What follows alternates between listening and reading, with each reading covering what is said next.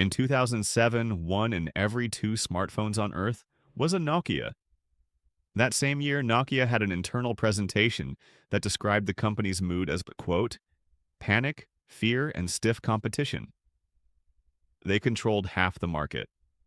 They were terrified. Both of those things were true at the same time. And that tension between dominance and dread is the only way to understand what happened next.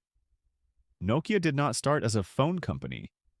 It started in 1865 as a paper mill, built on the banks of the Nokianvirta River in Finland by a man named Frederick Edestam. Over the next century, it expanded into rubber boots, bicycle tires, cables, eventually electronics. By 1967, three separate Finnish companies, Nokia AB, Finnish Rubberworks, and Kapalitehdas, merged into a single entity, Nokia Corporation, a conglomerate that made everything from toilet paper to TV sets. The transformation into a phone company happened in a single meeting. In 1992, CEO Jorma Ollila decided that Nokia would divest every business that wasn't telecommunications. All of it. The rubber, the cables, the consumer electronics. Gone. 1 year earlier, Nokia had made Finland's first GSM call. Ollila saw where the world was going and bet the entire company on it. He was right.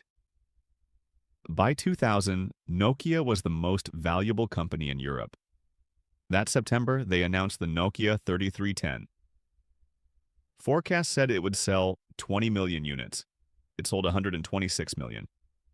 6 times the projection. The first iPhone, total, across all its early models, sold 35 million. The 3310 outsold it 3.5 to 1. The 3310 had Snake 2. It had a standby battery that lasted weeks. It survived drops that killed other phones. It became a cultural artifact. A meme before memes were a category. A punchline about indestructibility that still lands 20 years later. But the 3310 was a feature phone. The real test was what came next. Nokia's smartphone peak came in Q2 2007. 50.8% of the global smartphone market. 1 in 2 smartphones on Earth, carrying the Nokia name.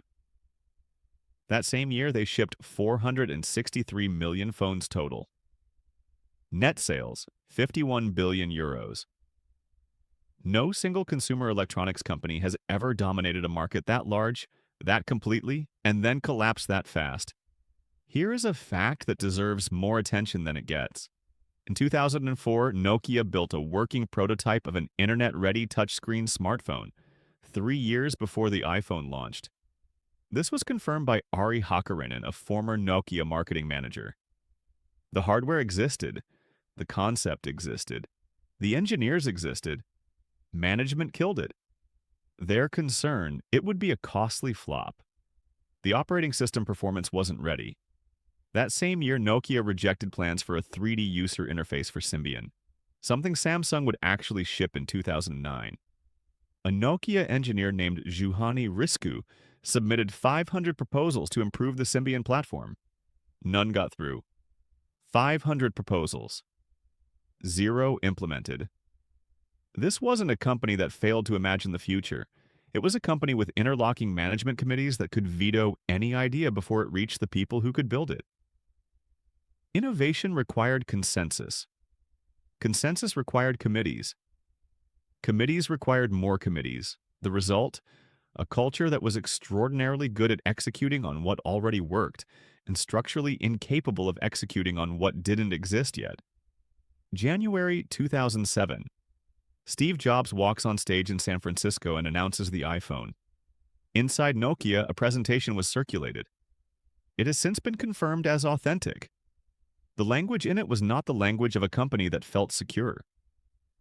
Quote, "The user interface has been Nokia's strength, so the UI may be the biggest threat posed by the iPhone."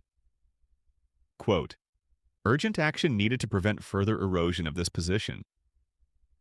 This is a company with 50% market share describing urgent action needed. The gap between what Nokia controlled and what Nokia feared is the story in one line. Publicly, Nokia's response was dismissive. They focused on the iPhone's price. Consumers wouldn't pay that much for a phone. Nokia had data. Nokia had history. Nokia had the largest distribution network in mobile. They were wrong about the price. They were wrong about the consumer. They were right about the threat and did nothing fast enough to stop it. The numbers are almost too clean to believe. Q 2007, 50.8% smartphone market share. Q2 2013, 3.1%, 6 years, from majority control to rounding error. In 2007, Nokia shipped 463 million phones. In 2013, they shipped 4.4 million. That is not a decline. That is a near total erasure of volume, down 99%. Revenue collapsed from 51 billion euros to 12.7 billion in the same period. The platform that killed Nokia wasn't just the iPhone. Android launched in 2008 and moved faster than Symbian could adapt. The ecosystem, apps, developers, third-party integration became the product. Nokia was still selling hardware in a world that had moved to platforms. On February 8, 2011, Nokia's then CEO Stephen Elop sent an internal memo. It leaked to Engadget the same day. He wrote, "Nokia, our platform is burning." He wrote, "The first iPhone shipped in 2007 and we still don't have a product that is close to their experience." He wrote, "The battle of devices has now become a war of ecosystems." All of that was true. It was also 4 years too late. Elop had joined Nokia from Microsoft. Finnish media and politicians accused him of being a deliberate plant, a Trojan horse sent to soften the company up for acquisition. Whether that was true or not, the outcome was the same. On September 2nd, 2013, Microsoft announced it would acquire Nokia's Devices and Services division. Price: 5.44 billion euros. Roughly $7.2 billion. The deal closed in April of 2014. It was pushed through by outgoing Microsoft CEO Steve Ballmer. Satya Nadella, who inherited it as incoming CEO, opposed it. On July 8, 2015, 14 months after the deal closed, Microsoft wrote down $7.6 billion, nearly the entire purchase price. The write-down included $5.1 billion in goodwill impairment and $2.2 billion in intangibles. 7,800 jobs were cut. It was Microsoft's largest net loss in history at that point. The phone that 1 in 2 smartphone users carried in 2007 was worth essentially nothing 8 years later. Not declining, not struggling, essentially nothing. Everyone tells this story as a story about disruption. Nokia got disrupted. Kodak got disrupted. Blockbuster got disrupted. The lesson is always the same. Move fast, embrace change, innovate or die. That framing lets Nokia off the hook, and it misses what actually happened. Nokia didn't fail to see the future. They had the prototype in 2004. They had the internal presentation in 2007. They had engineers submitting 500 improvement proposals. They saw the future with unusual clarity. What they lacked was a culture that could act on what they saw. And that's a more uncomfortable lesson because it means the problem wasn't strategic blindness. It was organizational. The enemy wasn't Apple. It was the committee that vetoed the touchscreen in 2004. The manager who buried the 500th proposal. The culture that rewarded consensus over speed. Most large organizations have exactly this problem. Most of them don't face a disruption event severe enough to expose it before they can adapt slowly. Nokia ran out of time. There's a pattern here that gets undernamed. Call it institutional clarity failure, the state in which a company's collective intelligence correctly diagnoses the problem, and its collective decision-making apparatus prevents any solution from reaching execution. Nokia knew. They just couldn't move. The iPhone didn't beat Nokia. Nokia's own structure beat Nokia. Apple was just the accelerant. Nokia still exists. It is not a phone company. It holds 7,000 patent families declared essential to the 5G standard.